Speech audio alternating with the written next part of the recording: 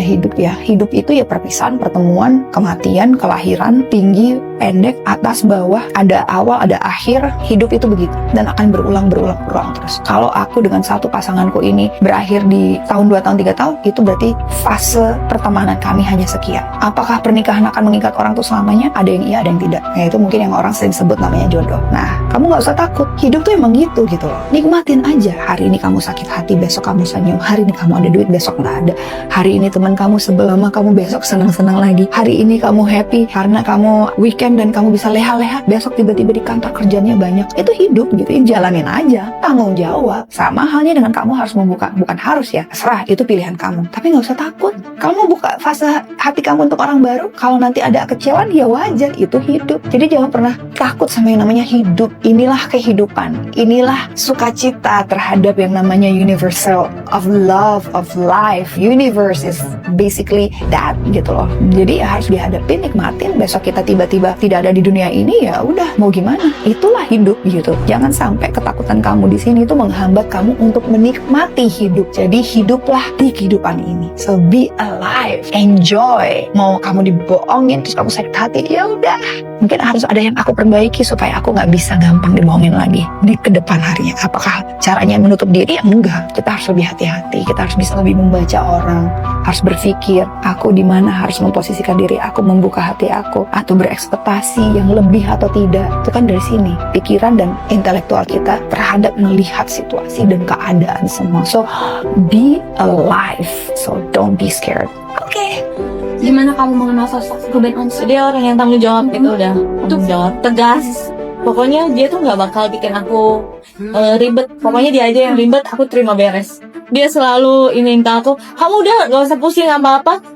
Dia yang pusing, dia yang ribet. Jadi semuanya dia ngurusin, aku terima beres aja. Dia maunya kayak gitu.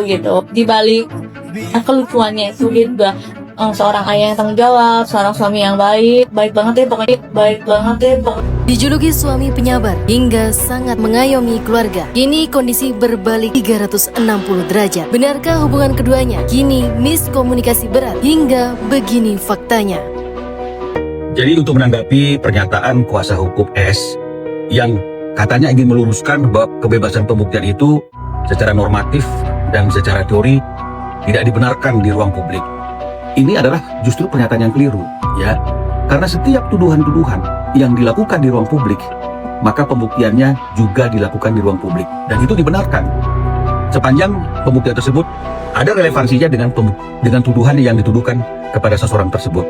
Karena kalau misalnya dikatakan bahwa pembuktian itu sebaiknya dilakukan di pengadilan, lalu bagaimana untuk perkara-perkara yang ada tuduhannya tapi tidak dilakukan di instansi-instansi hukum seperti pengadilan? Pinjol, tidak ada perkaranya di instansi pengadilan. Debt collector tidak ada. Kasur tidak ada. Rumah tidak ada. Tuduhan-tuduhan ini bukan di lembaga resmi, tapi di ruang publik. Maka pembuktiannya akan dibenarkan jika itu dilakukan di ruang publik. Kalau nunggu di pengadilan, kapan ada pengadilannya? Karena tuduhannya bukan di pengadilan melalui gugatan. Jadi ini yang harus kami luruskan, ya, karena pernyataan itu justru yang menyesatkan. Nah, sementara mereka sendiri tergiring juga untuk membuktikan, katanya men-spill bukti pinjol, tapi tidak terang benderang. Bagaimana suatu pembuktian di ruang publik karena adanya tuduhan di ruang publik yang tidak benderang? Mau nunggu di mana terang benderangnya? Karena sampai hari ini tidak ada perkara pinjol di pengadilan. Yang ada hanya perkara gugatan hak asuh anak. Apakah pembuktian pinjol, pembuktian lelang dan semuanya itu mau dibuktikan di gugatan hak asuh anak? Itu pertanyaannya, apakah ada relevansinya?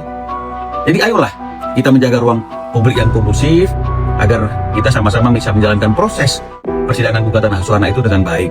Dan mari kita buktikan dalam persidangan tersebut hal-hal yang berkaitan dengan masalah anak, termasuk dugaan adanya eksploitasi anak. Ini debt collector apa? Pinjol. Menurut mereka kan nggak ada. Ya mereka bilang bahwa mana buktinya? Kita spill aja dikit ya. Ini ada buktinya nih. Ya kan? Ada apa? Tentunya kita punya bukti. Angkat bang, atas bang. Nah, ada buktinya. Cuman kembali lagi, seperti kami bilang, yang tepat bagi kami untuk menyampaikan bukti ini di mana? Di pengadilan. Bukan di sini. Gitu loh. Ya. Jadi kawan-kawan ya, itu aja ya. Karena ada buktinya. Silakan. Terima kasih. Kliennya hanya memiliki 2 nomor ya, benar ya? Ini yang pertama ya. Ini nomor kedua. Tapi apakah pernah disampaikan bahwa ada nomor ketiga? Klien kami pernah chat ke nomor pertama. Benar. Ada lagi chat ke nomor kedua. Ada chat ke anak. Apakah ini nomor ketiga? Silakan publik yang menilai. Ya. Yang tiga nomor. Artinya dia tahu kok. Kalau dia menunjukkan bahwa sudah ada berbeda 3 nomor, dia tahu kan? Tapi kemarin ngakunya cuma tahu 1 nomor. Netizen. Part 2 ini masih rangkuman dari sisi si selang ya. Kalian jangan tanya selang itu dari mana, dari si RO kemarin kan dia ngomongin selang.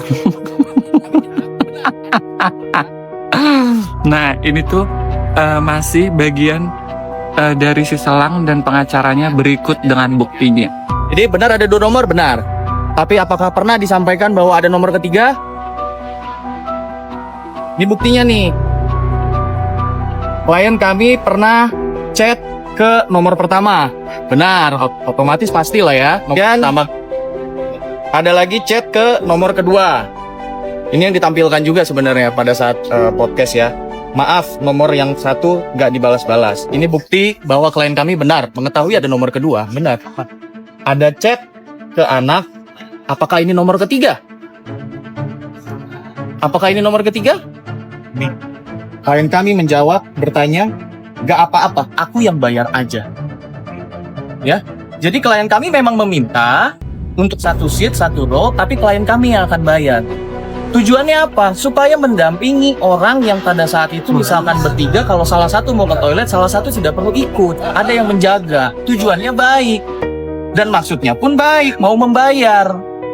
Oh, jadi intinya rangkumannya itu, pengacaranya itu membuktikan dengan bukti juga kalau nomor itu kan katanya ada 3. Aku bingung nih, kalau ada 3 kenapa nggak hubungin 3-3 ya? Kenapa mereka mempermasalahkan tentang penggantian nomor? Tapi mereka ada buktinya, itu menurut aku ya.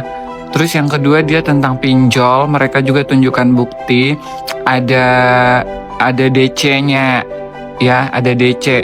Terus yang ketiga tentang perselingkuhan, mereka bilang kalaupun emang ada, kenapa nggak diceritain kenapa itu, kenapa kayak cuma dengar poin-poin aja katanya. Terus yang keempat dia tentang tiket Blackpink, mereka menegaskan dia itu ikut dan beli tiket itu sendiri memang karena untuk menjaga anaknya. Katanya gitu, sama si Selang sama timnya. Banyak sih tadi lagi, dia intinya mereka itu hari ini mengeluarkan bukti-bukti lah. Padahal nggak jadi mediasinya, tapi mereka jadi anggar bukti. Padahal intinya kan berbagi waktu dengan anak awalnya. Siom. Itulah yang RO besok ya.